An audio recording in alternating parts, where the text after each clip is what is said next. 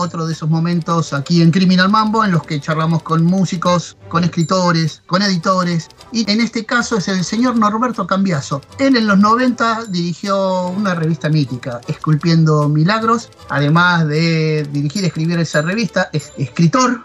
Aquí en Criminal Mambo vamos a estar charlando sobre la edición del segundo tomo de un gran libro que se llama Vendiendo Inglaterra por una libra, una historia social del rock progresivo británico. Hola Norberto, ¿cómo estás? Bienvenido. Hola, ¿qué tal? ¿Cómo están? La primera pregunta es, ¿cómo te surgió hacer semejante laburo de investigación y de escritura para terminar en 3 libros, por ahora solo hay editados 2, que hablan sobre los orígenes del rock progresivo británico, los músicos, las bandas y el contexto histórico y social? Pero en realidad la idea surgió porque un conocido en un determinado momento tenía una editorial de libros y entonces nos encontramos un día y me dice, quiero sacar un libro sobre rock progresivo, lo tenés que escribir vos. Bueno, ahí empezamos a charlar y empezamos a ver cómo hacerlo. Y primero teníamos la loca idea de hablar del progresivo en el mundo. Después nos dimos cuenta que eso era completamente inviable porque, digamos, uno tendría que escribir tomos y tomos y tomos. Una biblioteca entera. Y no terminaría. Sí, claro.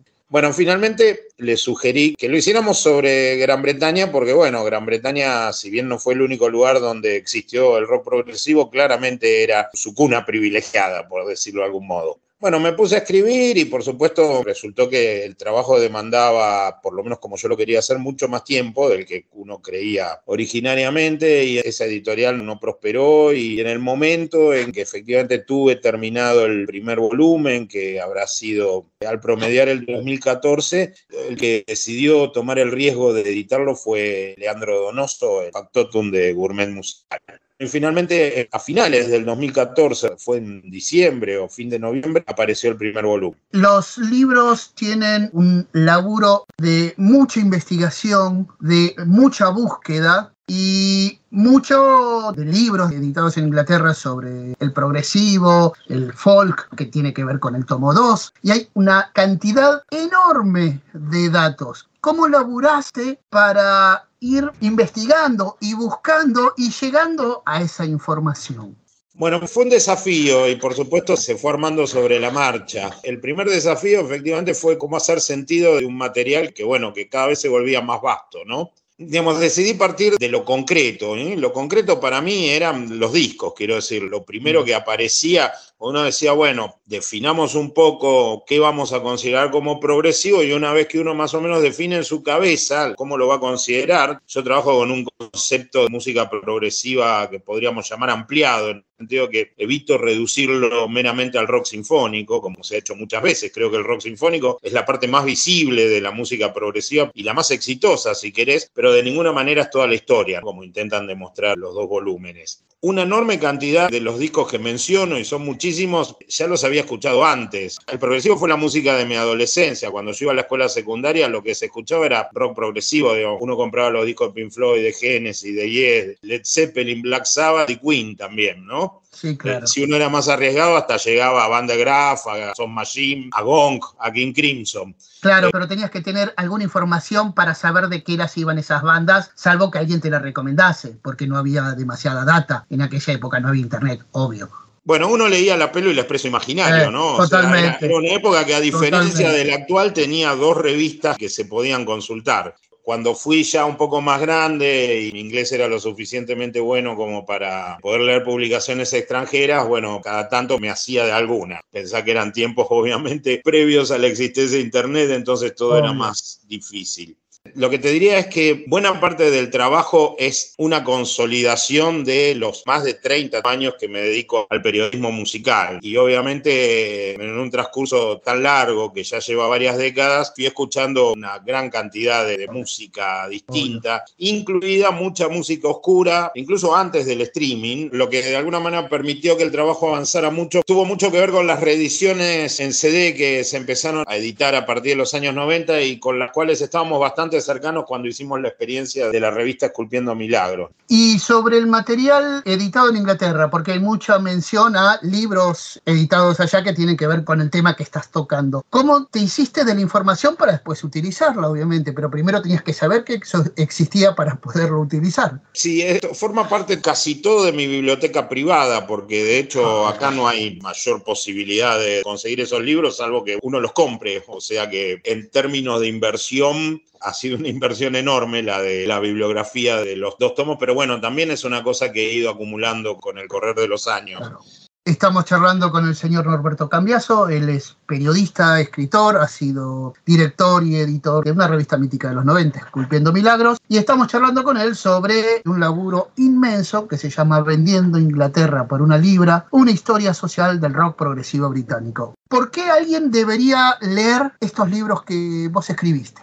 Bueno, yo no quiero sonar presuntuoso, siempre es difícil hablar de la obra de uno sin sonar así. Una cosa que me propuse, después los lectores son los que juzgarán si lo logré o no, pero una cosa que me propuse es escribir un libro sobre música progresiva que fuera distinto a lo que se había escrito hasta entonces, y básicamente a lo que se había escrito en inglés, en el mundo anglosajón, tanto en Estados Unidos como en Gran Bretaña. Una de las características que para mí hacen que esta historia social del rock progresivo sea diferente a otros libros es justamente que constituye una historia social. Esto quiere decir que toma un fenómeno supuestamente acotado, como es el fenómeno del rock progresivo, que es algo concreto, que efectivamente existió. Uno podría decir que todavía existe, pero yo estoy hablando básicamente en los libros de lo que podríamos llamar el momento en el que el rock progresivo efectivamente predominaba como género, ¿no? Sí. Y te diría que ese momento es básicamente la década del 70, incluso te diría la primera mitad de la década del 70, fundamentalmente, más allá de que el libro se abre a épocas anteriores y se extiende hasta finales de los 70. Y una historia social del rock progresivo lo que significa es que ese fenómeno acotado que es el rock progresivo se lo trata de iluminar desde un contexto más amplio en donde hay una reconstrucción en lo más puntillosa posible de la coyuntura histórica en la que tuvo lugar el fenómeno. Me parece que eso de manera tan detallada no está escrito en ningún otro libro que haya aparecido. Y la segunda característica,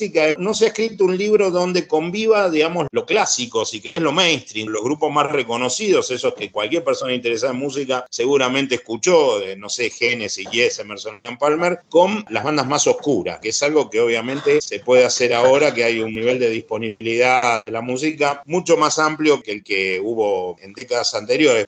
Estos libros se consiguen en cualquier librería, ¿verdad? Sí, creo que tiene una muy buena distribución, así que en la ciudad, digamos, en Cava es bastante sencillo conseguirlo y después hay muchas librerías en provincias, está bien distribuido. Si no es ingresando en la website de Gourmet Musical, van a poder consultar y conseguirlo. Sí, Gourmet Musical de hecho hace envíos, pero además Leandro, el editor, va a saber decirle a cada uno según sus necesidades en qué zona cercana lo puede conseguir. Pero digo, en lugares como Córdoba, Rosario, La Plata, o sea, en las grandes ciudades indudablemente hay librerías que lo venden, Mar del Plata, etcétera, etcétera. Norberto, lentamente vamos arribando al final de esta nota y aquí en Criminal Mambo tenemos las 2 preguntas finales que son las 2 preguntas que le hacemos a todos nuestros invitados. La primera de esas preguntas es, ¿cuál es tu puteada favorita? Bueno, en realidad tiendo a putear en inglés, o sea, simplemente la puteada shit, o sea, que simplemente decir mierda, pero me suena más cortito directamente y es lo que naturalmente me sale.